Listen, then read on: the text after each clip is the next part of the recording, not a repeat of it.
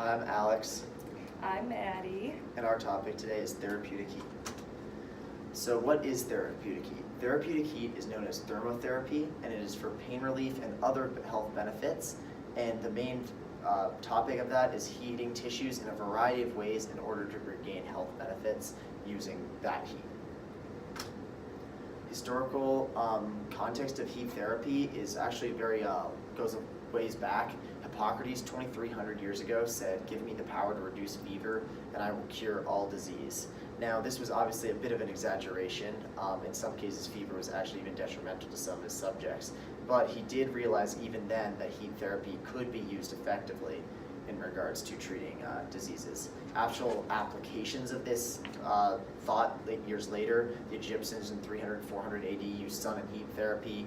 Greeks in the 500 BC used hot baths after a long day of work. Some of the Chinese and Japanese used hot springs and hot stones to transfer heat to the body in certain ways, and Native Americans used sweat lodges, creating super humid environments that didn't allow the patient to sweat, and mud baths, as well as hot rags after a long day of work in the 1800s. Now today, it's very different. But it's along the same lines. It's used for acute soreness from overexertion and stiffness from pain in specific areas. It's also a reinsurance method because of the way our brain works. The heat is mentally soothing. You're also heating cells, which operate differently at a higher temperature, especially different proteins, and better technology as we've developed into a more technologically advanced society has allowed deeper heating and frequency of waves to affect tissues, as well as ultrasound has become a huge aspect of that. So a little background information, there are different modes of heat transfer, and to gain heat we can either have conduction, convection, or radiation. So conduction, as you can kind of see here, is when one object directly touches another object, and that's how you transfer heat. Whereas convection, we have the transfer of heat through a fluid, which can either be liquid or gas, like air, water. And then radiation is when heat is transferred by waves or rays. So for example, the sun, rays, or example here is the fire. And in regards to heat transfer in terms of cold, you would also include sweat release, but in terms of gaining heat, sweat is not the way you gain heat. Exactly.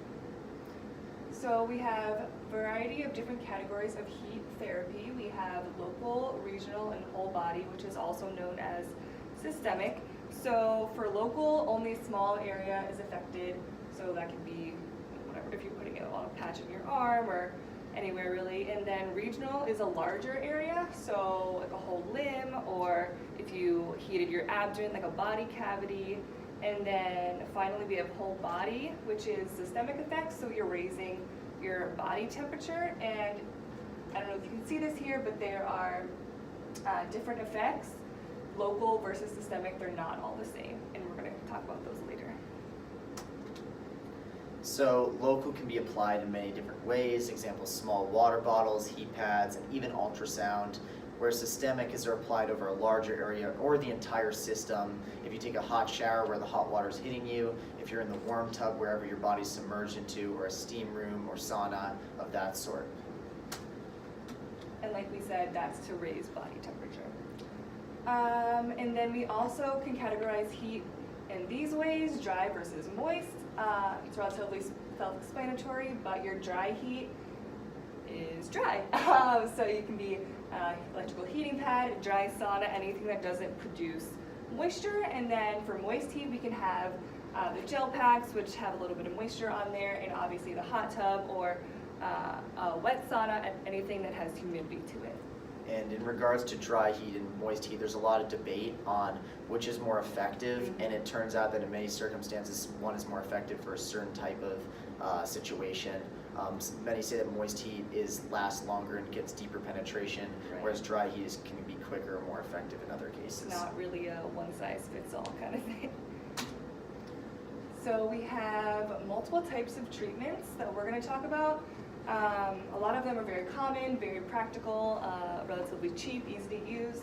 We have heat, Wraps, heated gel packs, electrical heating pads, we have heated paraffin wax, ultrasound, saunas, and then a hot or warm tub. And you can find these at a variety of places, some in athletic trainers, at gyms, you can find them. Certain doctors' offices will allow these types of treatments. Even pharmacies, yeah. So our first one is a heat wrap, and this is an example of conductive heat exchange, which again is the solid object to object directly contacting. So these are good because they generally provide low amounts of heat, but for long periods of time. Another advantage is that, like we said, they're relatively cheap, easy to buy at your local pharmacy or Walmart or something. And this is placed directly on the skin. And a lot of time it's used for bigger areas, like the lower back is one of the most common areas to put this. And these can sometimes be handy because they can also be applied and used while the patient is moving around and forced to sit or not move. Right. So our next one is called the heated gel pack. This is again another conductive heat exchange. So this one you actually heat in a microwave, so it comes not heated, you put it in the microwave for however long it says. The difference between this and the previous one is that this does not last very long. You heat it up in the microwave and it usually lasts for a maximum of 30 minutes. But it's also it can be a form of moist heat, so it can penetrate a little bit deeper, and so that can give you different benefits as well. Heated gel packs can also be activated in a variety of ways, whether they're boiled on a stove or activated by a certain chemical within the gel that activates a heat transfer. So then we have our electrical heating pad, which is another conductive form. So instead of the heat pack that you just wrap around yourself and you heat up, this one you actually plug into an outlet. So there's electricity that runs through it. So this can provide continuous heat for really as long as you need it. Obviously you shouldn't sit there for hours and hours on end with heat on yourself, but it's nice because it provides a stable amount. And again, this can be used a lot of the times for the lower back pain. And this is often important because a lot of studies show that long-term heat is much more effective in actually affecting the body. A lot of cases people use it for 10 to 20 minutes, and in many cases that's not enough to generate heat in the deeper tissues, which is actually necessary in order to receive the benefits that they're looking for. Exactly. Now we have heated paraffin wax, which is different than the previous examples. This is a convective mode of heat transfer, so that's when the gas or liquid is providing the heat, and this example would be a liquid. So basically you have the basin that you plug in into electrical outlet, and so you're heating up the wax, and then you just immerse whatever body part you need to into the wax. It's usually smaller body parts like a hand or feet or something, and you just go in and out for a few seconds, and usually you try to do it multiple times to add layers. And then once you've done your multiple layers, you wrap or cover the affected region in plastic wrap or a towel or something to insulate, and then you just kind of sit and let it work its magic for about 15 to 20 minutes. But one thing to note is that you need to be careful that you don't keep this on for longer than probably 30 minutes, because then that's when you can have burns. And again, this is a type of moist heat. Yeah, one thing you'll notice with a lot of these treatments is they're dependent on time, and so it's often recommended to have a timer with you in order to be able to use these treatments to make sure you don't cause damage. Exactly. Our next one is thermal ultrasound, which basically uses continuous transmission of sound waves. So this would be considered radiation. And so the vibrations of these waves in the tissues cause friction, and then that friction causes heat within the tissue. And you can do it on a variety of different regions of your body. It can be superficial or more deep tissue, so this is a really good modality. However, this isn't something you can really just purchase at a pharmacy. You would have to go into a training room or doctor's office or something to have this done to you by some sort of healthcare professional. Yeah, and it's important that there is a healthcare professional present because it is more dangerous. It's only applied to small areas, and since the sound waves give you deeper influence. You can use it for a shorter amount of time, even 2 to 10 minutes. It provides a temperature rise in the structures below the surface, as opposed to heating the surface and then waiting for the heat to transfer all the way through to the structures below. So next we have our saunas. This is again another example of convective heat exchange. So this one up here would be considered a dry sauna. So they have the high temperatures that you think of when you think of a sauna, but you don't have the humidity. It's actually very, very low humidity. So when you're sweating, that evaporates very quickly. However, with the wet sauna or moist sauna down here, we have the very high temperatures, but also almost 100% humidity. So that sweat that you have will not be evaporating off of you. And then lastly, we have our hot or warm tub, which again is another way of doing convective heat exchange. So this is one of those whole body systemic examples. So you basically just immerse your full body, minus your head, into the water. And you can also have jets that can be used to pinpoint certain areas of your body. And you really should only stay in these for like 15 to 30 minutes maximum, because you can get really bad side effects like dehydration, headaches, that kind of thing. But these are also very effective. Yeah. Often hot and warm tubs are at a level that is above your current body temperature, and since they're systemic, it can be extremely damaging to be in that situation for too long. Exactly. So there's many different choices of thermal modality, and they depend, like you just saw, and it depends on many things on which one you use. So the size of the area to be treated is one of the most important things, because you can only use certain types of treatment for certain sizes. Also, ease of application can be extremely important, especially if you're using it at home and you don't have a professional to assist you. In many cases, affordability can also be a key aspect of how they decide which choice they're going to use, because some of these are, like ultrasound, can be thousands of dollars to get a machine. If you're trying to do it at home for less expensive, you use like normal heat pad or anything like that. In addition, we talked about the moist versus dry heat and the duration of application and how that's affected and how deep into the tissue it has to go. And like I said, the depth of penetration is extremely important when deciding your choice of thermal modality, because if you want to do more surface area, you cover more surface area, but only at the surface, you might use a certain type. But if you're trying to get deep into the tissue, you might use a different type of thing, like ultrasound. Why it works. So many people say like, oh, that doesn't work, it's just heating your body, but it's actually, pain is multifactorial, and this addresses many of those factors. Accumulation of toxic metabolites is one of the main problems in terms of pain, and heat can reduce that accumulation and reduce the concentration. It's also generally soothing, and the mental aspect of pain is one of the key aspects of it. If your body is feeling more relaxed, you're likely to be more relaxed in that injured area, allowing it to feel less pain. It also favorably modifies your emotional response to pain. So if you believe that it's going to be helpful and it feels good to you, then it's more likely to actually help your condition. It also can block the transmission of the pain impulse to your brain by doing a different impulse of heat. And like we talked about in class, the gate control theory of how using the heat to overwhelm the nerves, or use those nerves differently than the pain receptors, so that way it's not only receiving pain, but it's also receiving heat receptors as well.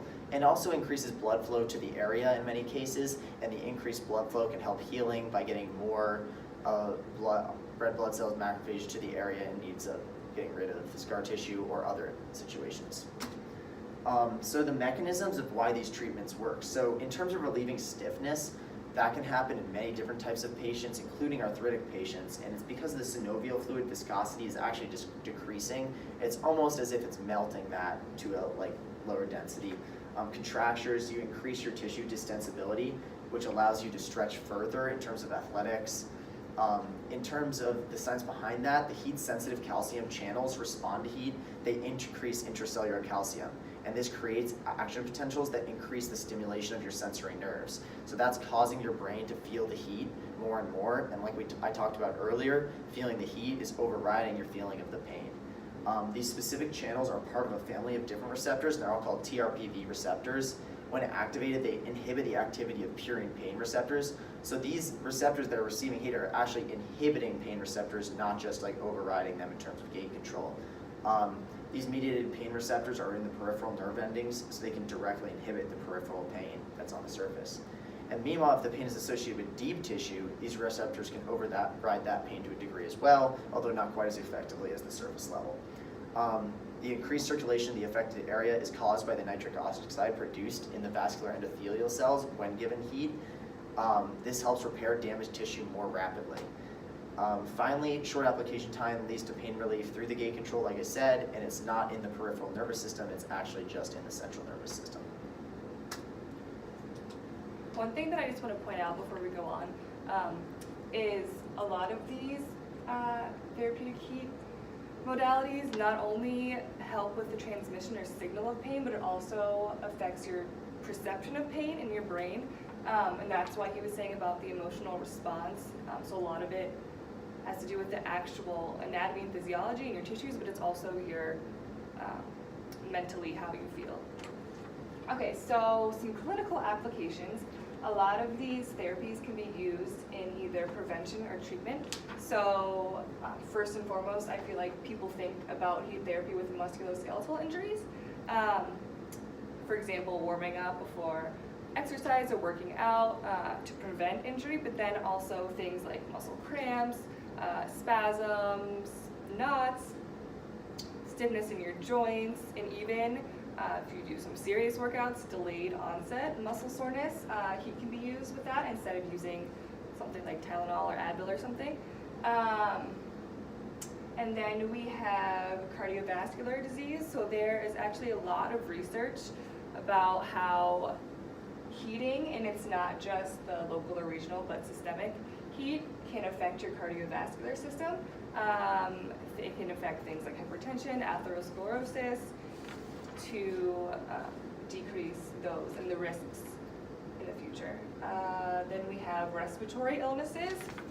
Same thing, there's a lot of new and upcoming research about the effects of systemic heat with respiratory issues. For example, asthma, pneumonia, COPD, those kind of things can be positively affected.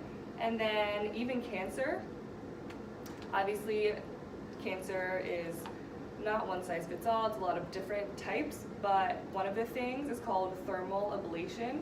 So basically you have really, really high temperatures specifically to this localized area, and the point of it is to try to kill the cancerous cells or destroy the tumor in that area using very, very high temperatures.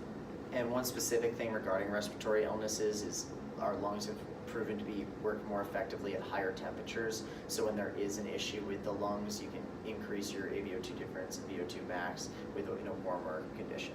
Exactly. And then, so we have prevention and treatment, but then we also have pain management. That is one of the other major ways that heat therapy can be used.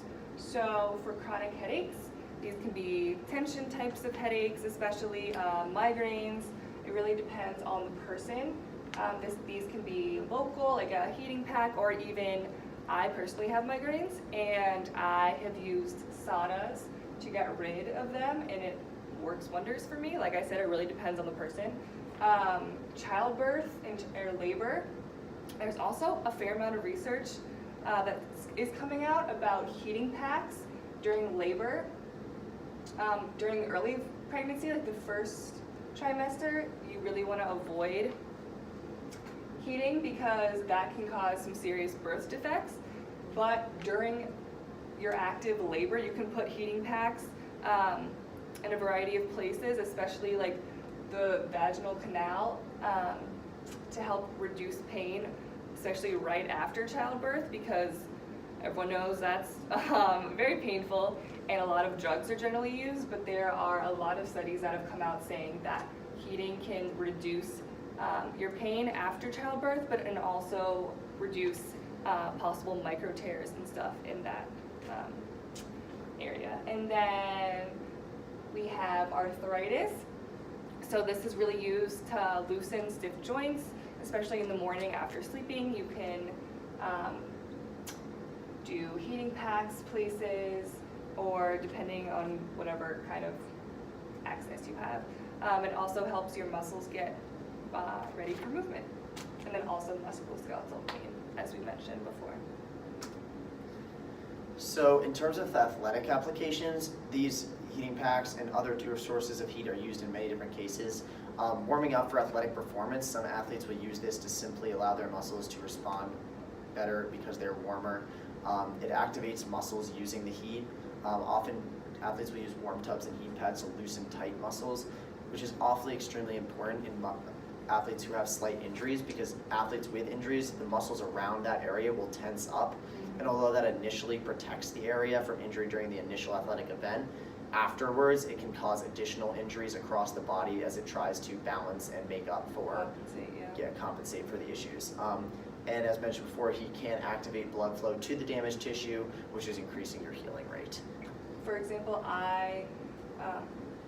when I played volleyball freshman year, I tore, or partially tore, a tendon in my finger, and instead of doing hand surgery, we tried to use the heated paraffin wax as a treatment every day, and it actually helped heal the tissue and bond back together, so it worked for me.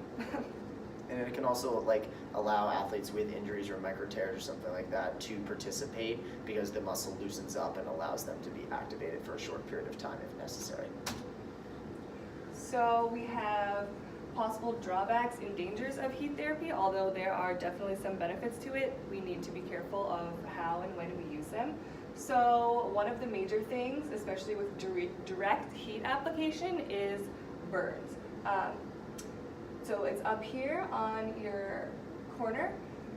So anything that is considered dry heat has a really, really high risk of burning. That's why some people choose to do the moist heat versus dry. Same thing goes for dehydration. With the systemic and whole body heat therapies, you can have a risk of dehydration, for example, in saunas or hot tubs or something like that. Again, dry skin, which is right here, has a high possibility of occurrence. And then something else that should be noted is orthostatic hypotension. So that's basically you have low blood pressure.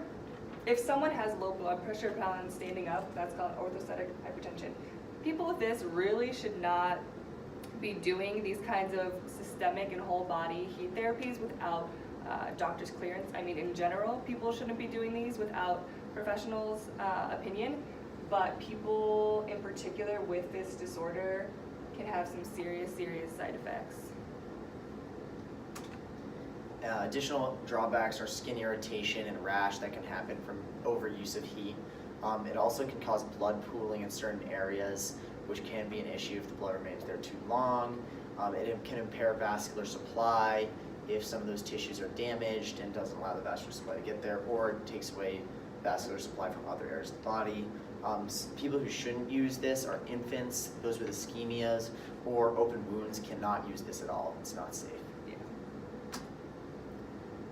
So, in conclusion, you can use a variety of treatments for a variety of different things in regards to heat therapy. It's been very successful in many different areas, but it's important to use the different modalities to their best ability. Each different one, it can be used effectively in a certain space. When used with care, of course. If you're not careful, like you said, it's important to have a timer there at all times.